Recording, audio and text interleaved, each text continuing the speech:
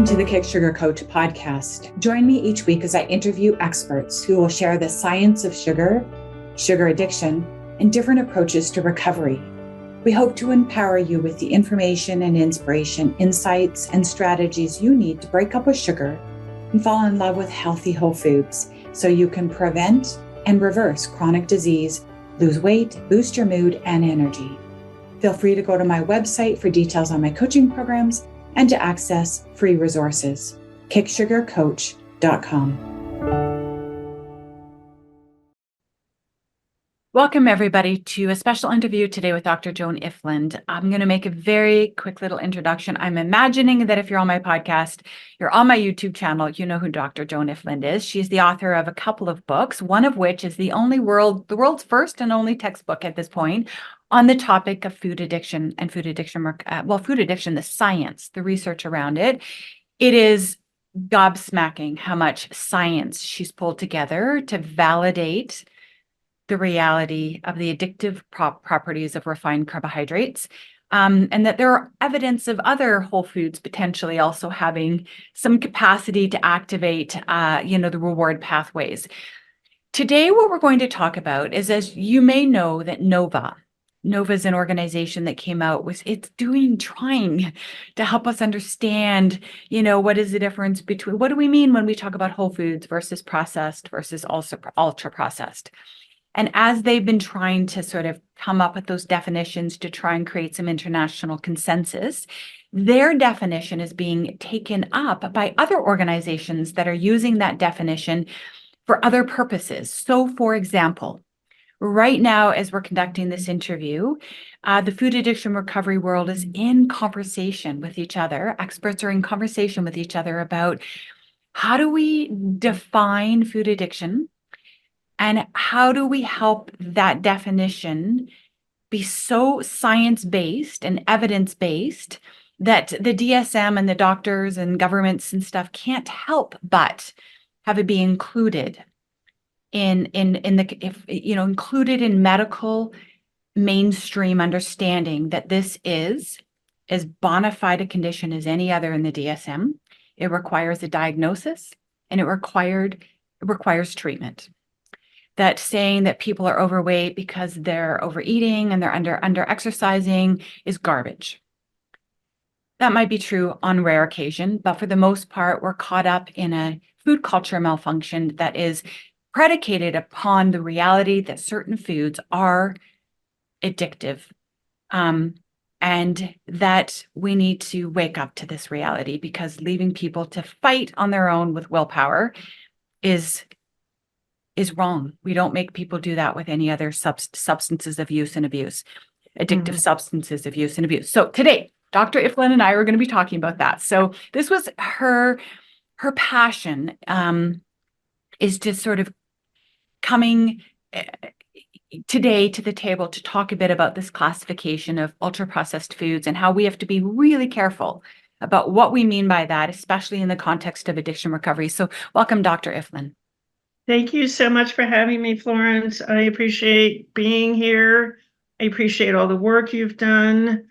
I'm so grateful for your commitment to educating the world about this terrible source of suffering.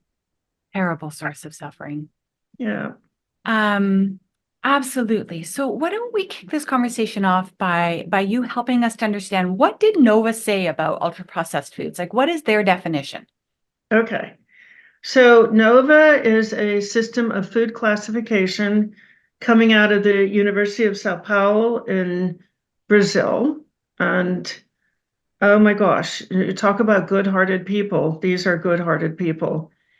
Everybody is working to find a way to show, I love your phrase, Florence, food culture dysfunction. Everybody is trying to show people it's really terrifying kind of people dying and being sick, and the food industry being able to normalize that. And this is their attempt to show people, to give people a pathway to making better food choices. So the category of ultra-processed foods are foods with many different ingredients, industrialized ingredients.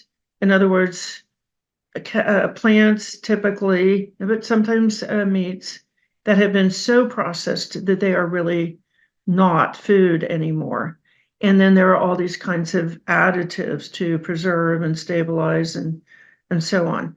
So that's great. That is absolutely great. The category that is disturbing is the culinary ingredients category.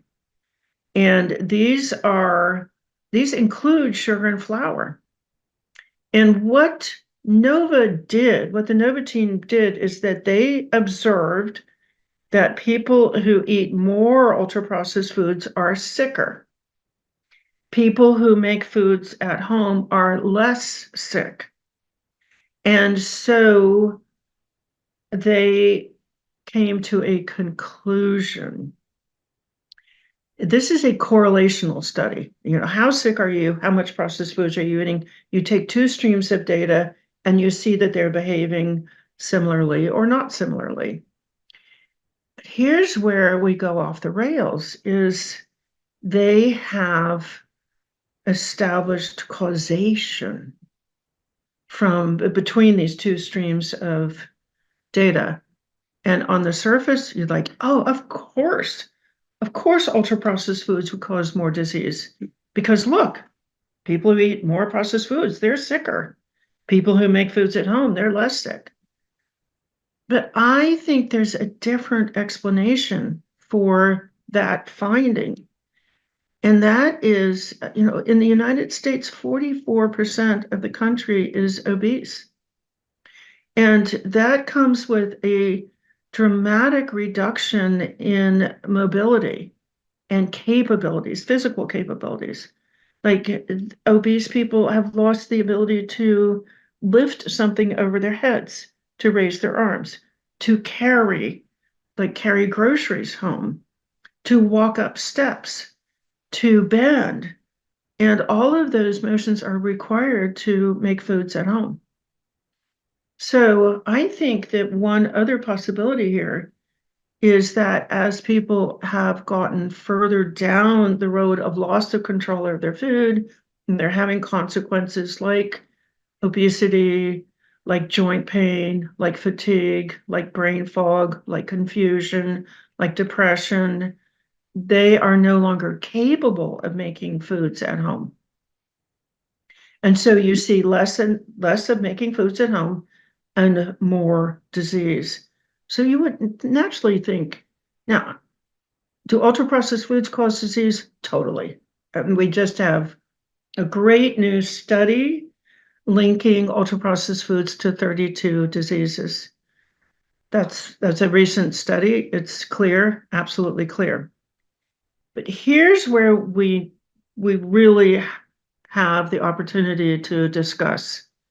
And that is the idea that you can make safely at home if you just take these culinary ingredients and you include them in healthy meals, that will solve the problem. Well, culinary ingredients include sugar and include flour. And right in the Nova description of culinary ingredients is the suggestion that you can, as part of a healthy meal, make these into bread, dessert, preserves, and drinks. And that's where the danger lies. If you're food addicted, and my evidence, when I look at the diagnostic criteria for alcoholism as adapted to eating, which I validated those criteria in my doctoral work, you come up with over 80% of the country is addicted severely. They would meet the criteria for severe addiction. And I can go over those 6 criteria. It's 6 out of 11, and over 80% of Americans are experiencing at least those 6. So the problem here with using Nova Now, Nova does not make any claim whatsoever to have any value for food addiction. I've read through their studies, their reports. They're not saying, oh, yes, these categories can be used to help with food addiction. They're not claiming that at all.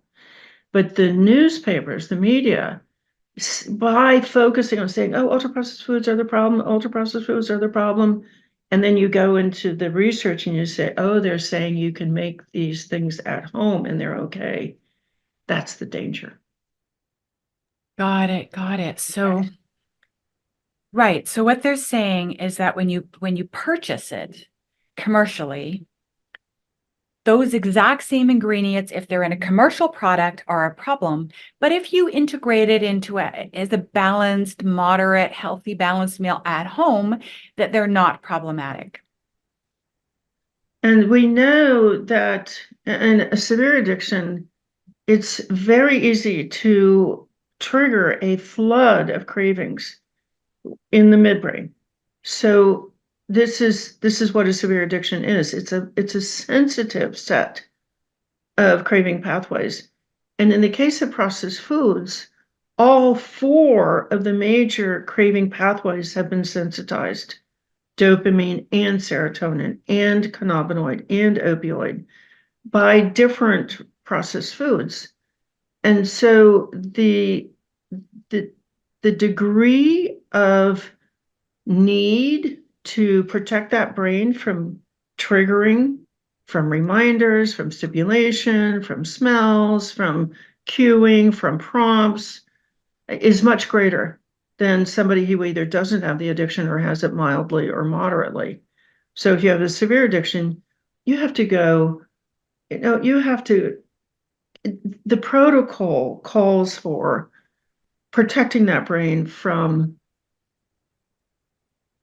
exposure to the substance, visual or olfactory or any kind of reminder. So the idea that somebody with that high a degree of sensitivity could have a healthy meal and then chocolate cake for dessert, that's deadly. That's just the other thing is that addictions have as a component it's called minimizing and rationalizing. The addicted brain cells, they have a voice of their own, and they're always like, oh, well, we could have that, oh, we could do this, and you don't have that so bad, you can do this, you certainly do that. So this is what I'm hoping for in this interview, Florence, is that we can head off this messaging from reaching the 80% of Americans who are going to say, oh, it's just the ultra processed foods. Well, I'll make it at home. I just, that will create such suffering in my framework, because then they make this stuff at home. Well, the newspaper said I could make this at home and be okay. And they continue to have loss of control, and they continue to have the very painful consequences. 93% of Americans have a metabolic diagnosis: triglycerides, blood pressure, blood glucose, or body fat.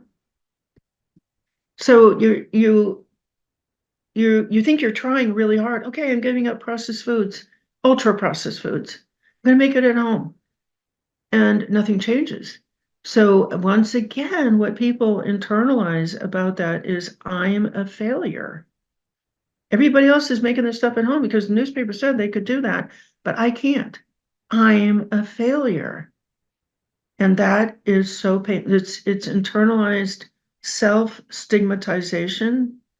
And the research on this is just hair-raising, the damage of self-stigmatization. So I'm hoping that you and I together today, we can say, yeah, we know ultra-processed foods are terrible. Don't eat them. But don't fall into the trap of thinking that you can make from sugar flour. You can make these breads and desserts and preserves and drinks at home. Don't think that. Just don't think that. Right. Like if it's better, you can't have that, and the pain that it causes. And just because the newspaper says you can do that now, we know better. Right. And it doesn't even make sense to me, because if a food is ultra processed, it's ultra processed. Now, whether a factory decides to use those ingredients or I decide to get into my own kitchen and use those ingredients, they're not going to be different in my body. They're just not going to be different in my body. Now, perhaps because I'm mostly cooking at home and I'm mostly using whole food ingredients, and maybe, I only occasionally, use ultra processed ingredients. It makes it look like ultra processed ingredients when I mostly eat whole foods are mitigated or manageable by a human body. But if you fall on the addiction spectrum, which is what I think you're saying today, if you fall on the addiction spectrum and you're contending that 80% of people fall on that spectrum, it is not safe to use any amount of those ultra processed foods, because it can keep the cravings alive, which means that even though you're baking from home, you're making maybe your own homemade pasta or whatever it is, you're not out of the water in terms of the negative consequences that inevitably unfold from the consumption of ultra processed foods. That's well said. The thing that's shocking is, so I've been in conversation in my Facebook group about this, and the thing that is shocking is that the thing that shocks people is that sugar is not in the ultra processed food category. It is, maybe it is, but it's in this culinary ingredients category. And they're leaning in. I'm like, you're trying to tell me that sugar is not an ultra processed food? Right? You're trying to tell me that flour is not an ultra processed foods? That's insulting. I know better. And Yeah. it's just such evidence of how addicted we all are. Like, we just can't even imagine, what would we eat? Like, we got to have a little bit, right? Like, we could never eat out. We would never be able to socialize again. Nothing would taste good. Like, it's all a big fat lie. But people, until they've lived the truth that whole foods are tastier, they're truly more satisfying. We can fall as in love with them as we ever felt in love with the brownie. It just takes time. It just takes time, and it's a journey back to that connect. We can break up with the ultra processed foods, regardless Yeah. of whether it's done in our own home kitchen and moderate at tiny amounts, or if it's done full on in some junk food. But yeah, sorry, were you going to jump in? No, that's you're so eloquent, Florence. I appreciate you so much. You get to the heart of things. But there's one other thing I would like to say. My heart is with the food addicted people, and I know, 44% of this country is obese, and obesity comes with these compromised physical capabilities. So here's what I am not saying: that you have to cook at home in order to get better. There are plenty of prepared foods that you can order that are clean, that are not going to trigger cravings. So you can go to the grocery store and get a rotisserie chicken, and you can go over to the prepared meal counter, and they'll have grilled broccoli and grilled asparagus. And if you're eating a starch, they'll have clean rice or clean sweet potato there. So I think that's another thing that just makes me sad about this whole idea that it's the ultra processed foods you buy in the store, and if you cook at home, you're okay. There are plenty of clean foods in the store that you can buy. You don't have to cook at home. And I will say one other thing, which I'm going for broke here. Florence, you can just cut this out if it doesn't work. There's clean fast food, and it's a fajita platter. It's a fajita platter, and you can do either just the beans and rice with the grilled vegetables and the fresh vegetables on the top, or if you have a choice. You can get steak, you can get shrimp, you can get chicken, and if you are incapacitated, this is being done to you, by the way. I want to add that this is the result of a tobacco addiction model that was brought to processed foods when the tobacco industry bought Kraft, Nabisco, and General Foods in the mid 1980s. And to the Nova team's credit, They're all over this. They write about the industrialization, about the politicization of food, etc. They're right on target there. But I know that you might not have the energy or the physical capacity to cook at home, and you don't need to. Right. Yes, yes, yes, yes. Everyone should have their Dear Chef card. Maybe I'd share mine. I can share it with you, Joan. You probably have one you've created for your clients, but you just pass it to the waiver and it says I'm on a medically restricted diet. I can eat plain protein, vegetable salad cooked with no sauce, no seasonings, no sugar, no oil, just plain and simple. And then on the back, it has a picture of protein, veggies, salad, and then cooked Ah, vegetables. I And love it. it's so clear, and I have little portions, roughly 4 to 5 ounces of protein would be great. And, that's if it's animal based or, a bit more for beans. And then, yeah, and it's so clear. And you just give it to them. And it says in the bottom, Dear Chef, I know this sounds like too plain, but I will love it. I will love whatever you prepare for me. Thank you so much. Right. And Oh my gosh, I Florence, go that's brilliant. tons of restaurants and are you sure? Yeah, I'm like, I'm sure. And I love it. And I thank them and I tip them. And I'm like, honestly, but I had years ago when I was in my 12-step food addiction programs, I had a sponsor who wouldn't let me use any spice, no spice, like no, nothing. And honestly, it was one of the best things anyone ever made me do ah, because it really does make you fall in love with the flavors of real food. real food. I Yeah. don't even need salt or pepper or Italian seasoning or cumin or cummiat. As much as those herbs are wonderful and fabulous and you're welcome to eat them, it was a profound experience of realizing that this food is absolutely Really divine and delicious. delicious Mm. just as is. But you have to kind of run that 2-week experiment to kind of sort of believe me on that one. Well, it does. It takes a couple of weeks for your palate, your sense of taste to reestablish. So just like cigarettes, processed foods mute your sense of taste. But I remember more than once somebody says, "Wow, gosh, I never tasted an orange like this." Yeah. Like, that is correct. You've never tasted an orange like you're tasting an orange now, but it's the Yeah. same orange you had a month ago. Yes, yes. And the whole idea that, oh, sorry. No, I think it just went out of my head. It's gone. Back to the topic of ultra processed food classifications. You are not the first to sound the alarm. In fact, Nina wrote this. Nina, I always feel like I'm going to mess up her last name. Tetcholt. She's the Mhm. woman who did the documentary about the demonization of healthy fats. Yeah. And anyway, so she's been all over this as well. There's lots of articles. There's people who've been sort of saying, Nova, you're close, you're on the right track, and not quite, not quite. And you're definitely looking at the lens of how incredibly careful we need to be about talking about ultra food addiction. Because if we look that up and we see these categories of foods that are okay to eat at home, but not, in processed commercial forms, food addicts are going to get tripped up and they will fail. I'm so glad. I'm so glad there's somebody else who sees this.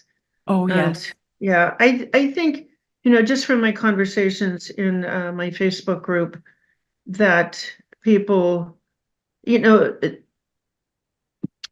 here's the hard thing, which is that once you say to a food addicted person who is battling and winning, or battling and battling, that be careful because this system is telling you to use sugar and flour at home, the whole system loses credibility. It does. Yeah, so It that's the does. sad thing about this. It, The Nova team is doing very, very good things. yes. And as I said earlier, they're not claiming that their system works for that, that this. So let's talk about what does work. Yes. And if you don't mind, I'm going to point to the evidence. I spent, uh, I spent 3 full years, full time Yeah. writing the textbook, and it's Yes. built on 2,000 studies. I wrote myself 70% of it and got super experts to write the other 30%. There is a full chapter It is chapter 6, and it lays out all the evidence for sugar and any other kind of sweetener, for flour, for excessive salt. We have to eat some salt. That's an electrolytes issue. But excessive salt activates the same pathway as morphine. And dairy has 4 different kinds of casomorphine in it. It's designed to put a baby cow weighing 100 pounds to sleep, and it turns on weight gain genes. And excessive fat, not normal amounts of fat, but excessive fat, has now been shown to activate the same system as marijuana. And caffeine, of course, and some food additives. So when you're looking for a classification system for food addiction, it's all laid out. I counted up, there are 125 studies cited as evidence for the addictive properties of those classifications of processed foods. It does take processing, typically. Now, that's not true for high sugar fruits, or there's some people who can't tolerate nuts that have not been processed. But for the most part, it's the processing that concentrates the natural endorphins in the plant, typically a plant, unless it's animal fat, but it's processing that takes the fiber out and grinds it into a powder, and it separates the elements or creates a liquid or a syrup that transforms the plant into an addictive substance. And Kay Shepherd did this brilliantly, and it's the first page of her first book, where she lines out the process by which you make cocaine and the process by which you make sugar, and it is the same process. It's not cocaine, it's heroin, isn't it? It's heroin. Is it heroin? It's heroin, yes. We all know that. We all know that. It's the processing. So to say that, so sugar's processed. I call it crystal alcohol. Flour is processed. It doesn't look anything like the kernel that it came from. So, we know. Florence and I are probably not telling you anything new, except that don't fall for this trap. The addiction is always looking for a way to assert itself again, to dominate the brain again. And if you read, oh, if I made it at home, your addiction's going to say, yeah, make it at home. Totally. And you know what? Really, one of the other things that we know that works for addiction, food addiction, sugar addiction recovery is to just keep it really simple. And, I think we underestimate humans. I know that when I share my meal plan, it's like, it's whole foods only. It's whole foods only. If you look at it and there's ingredients, I recommend that you don't eat it. Nothing's been added. Nothing's been taken away. The exception is some healthy oils. You could argue that the dripping of the oil from the olives is, it has been taken away from the full olive, but the rare exceptions, spices have been dehydrated, the water has been taken away. But, rare exceptions aside, for the most part, just make your meals out of whole foods. And then it's just so easy. We don't have to look at a list. It's like, is it a whole food? Has anything been added? Has anything been taken away? If it's no, then, you can eat it. Obviously, in the beginning, there's a bit of a medical intervention, sort of food medicine intervention that can happen, that when you go lower carb and you let go of the high sugar fruits and the grains, and that can be really very helpful. But long term, the goal is that all whole foods remain on the table. You decide what works for your own body. No whole food is bad. No whole food is bad. I don't care what the carnivores and the vegans are saying, and everyone in between that's fighting about whole foods. Bullshit. But we need to understand what are the problematic foods, and they're processed and they're ultra processed, and whether they're in commercial foods or you bake something at home and serve it to your children, it's still a problem. I'm just so grateful for the clarity that you bring to the table, Florence. I'd like to draw one other parallel. I talk to a lot of people who have tried moderate use. They've been in an eating disorder program that advocates moderate use, and they've been crushed because they weren't able to do that. There's a a good-hearted person, an eating disorder specialist, who is trying to tell them, put it on a plate, cut it into 4 pieces, just eat one, put the rest away. And they can't do it. They eat that one piece, they put it away, and then they go back and eat the rest. And they come back and they report that, and they're shamed for it. Yeah.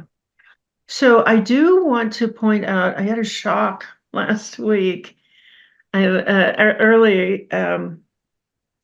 do public workshops sometimes, and I had one study showing, it was a review article, which means they look at a lot of studies. And this reviewer looked at a lot of studies, brain imaging studies of people with eating disorder diagnoses. And what the researcher had found, and he knew about this study, was that it was very consistent among all kinds of quote unquote eating disorders that the reward systems were hyperactivated, which is a symbol, a sign, an indicator of addiction. So hyperactive reward centers are a symbol of a sign of addiction. They're included in the description of addiction. So I was getting ready to give a public workshop on this, and I thought, okay, this is a great study. I'll make 5 slides, and I'll teach people to think about it in this way that's consistent with the research. I said, well, you know what? I'm going to go look and see if there's anything new.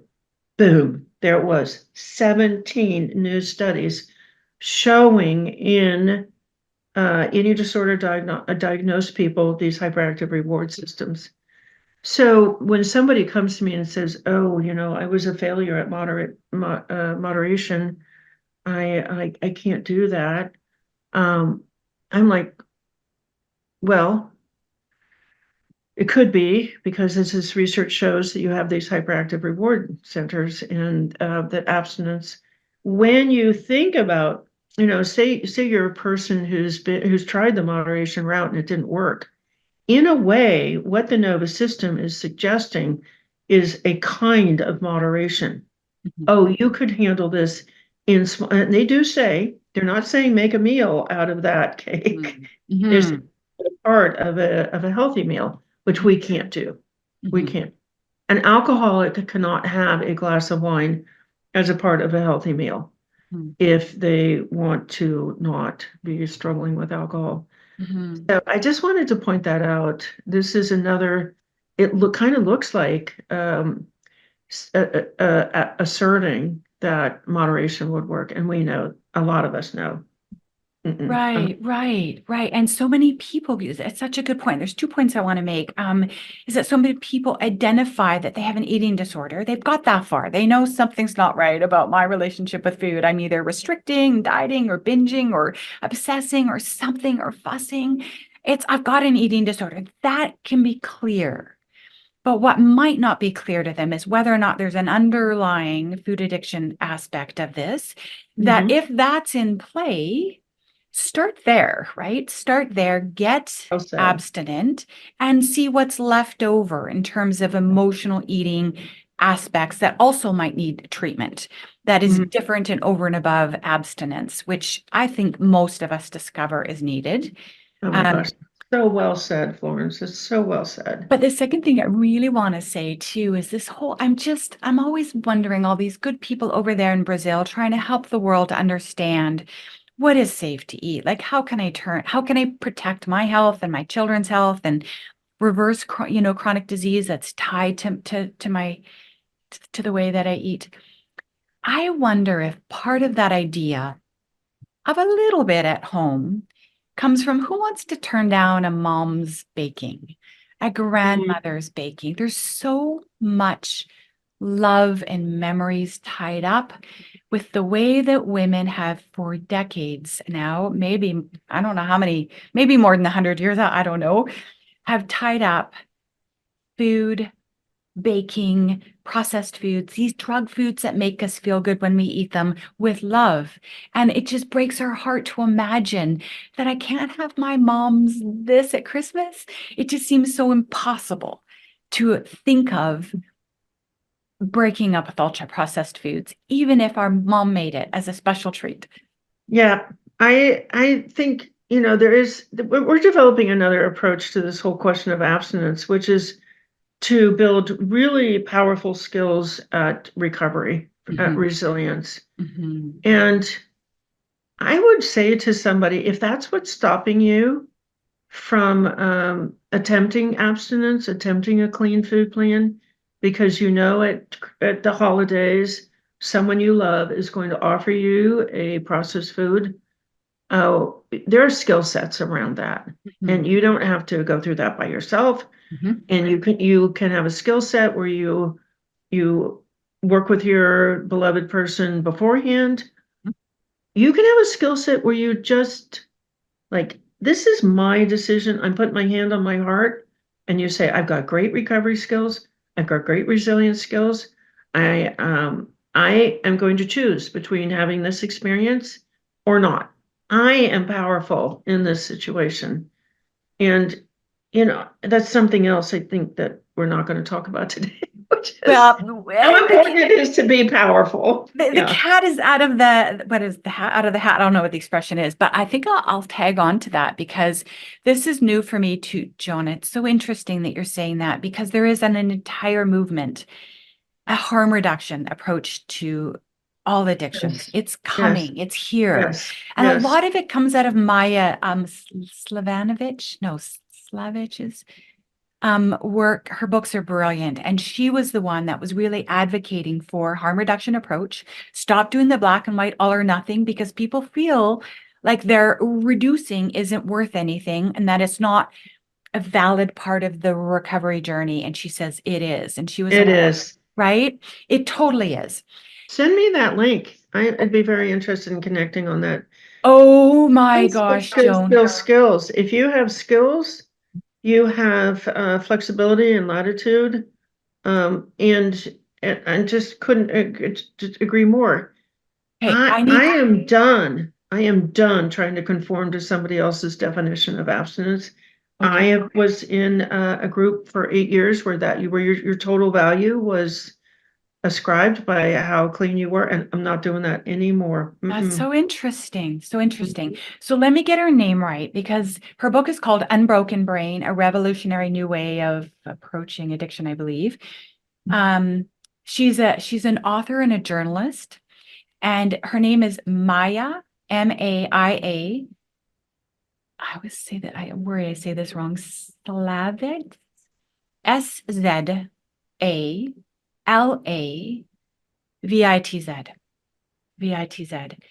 Brilliant book, page turner, gripping. And she really speaks to the harm reduction.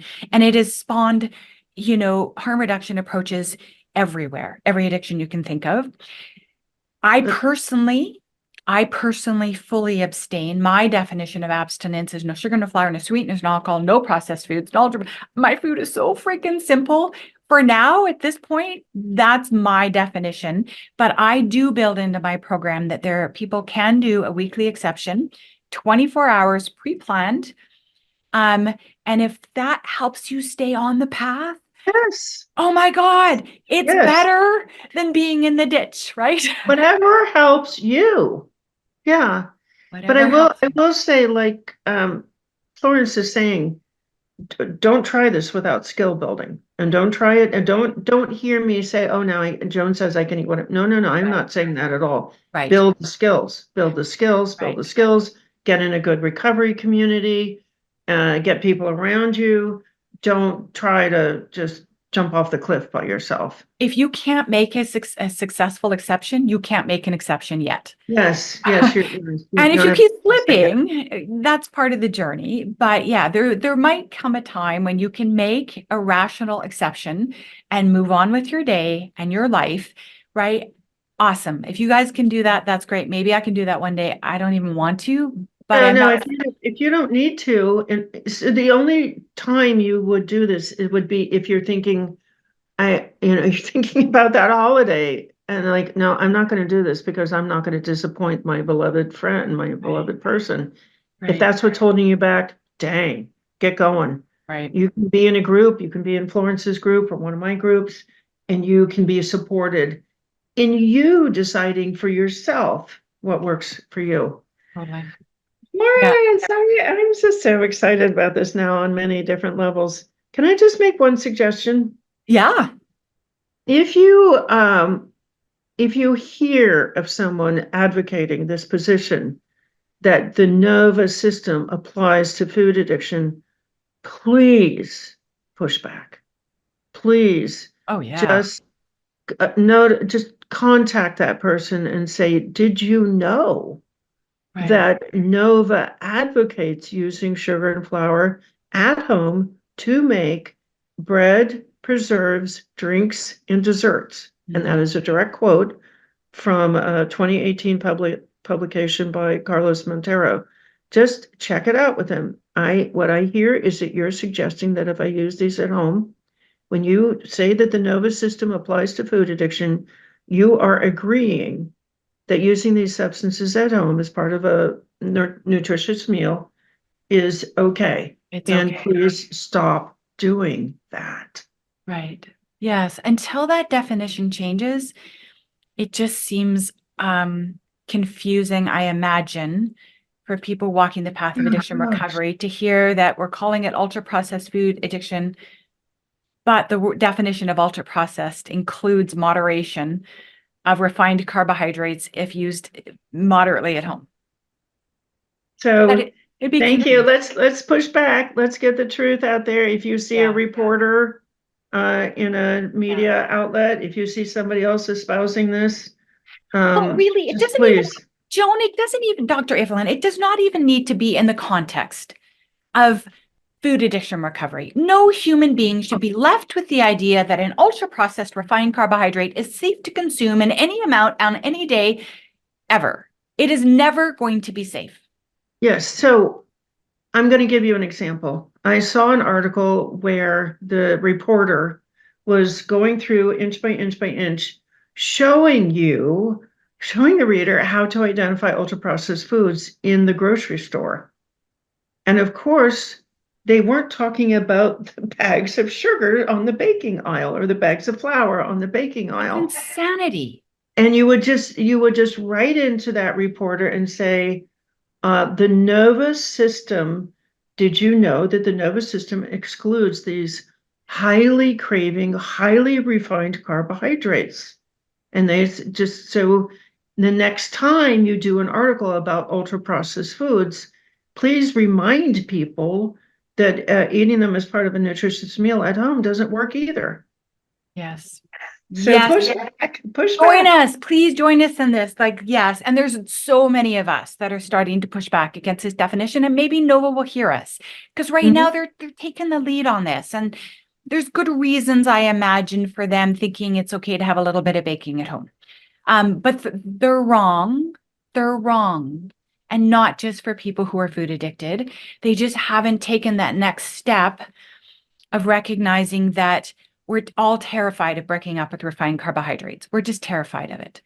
And it really is nothing to be terrified of. I'm going to end on this thought because everyone's so afraid. I was so afraid that I was going to miss out on sugar, Mm. miss out on the pleasure of sweet. It was so pleasurable, so much comfort, so many memories. I have not missed out on sweetness one bit. That once my taste buds recalibrated, I can be blown away by the sweetness of a Brussels sprout. I am not sugar sweet deprived. I have all the sugar I need and want in my beautiful, abundant whole foods. It's just that I have now been able to fall in love and feel satisfied by that amount of sweet taste and sugar. It's enough. It's more than enough. And it was always enough for humans. We just need to all help each other get back there.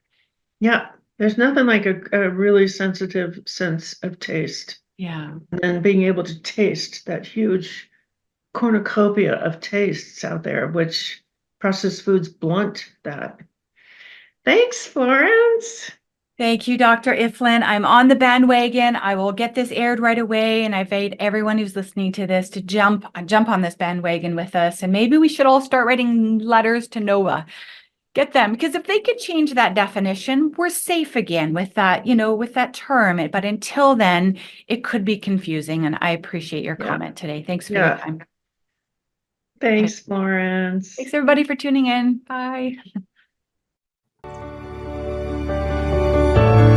Thanks for tuning in this week. If you would like more interviews, more information, and more inspiration on how to break up with sugar, go to my YouTube channel, Kick Sugar Coach, or my website, kicksugarcoach.com.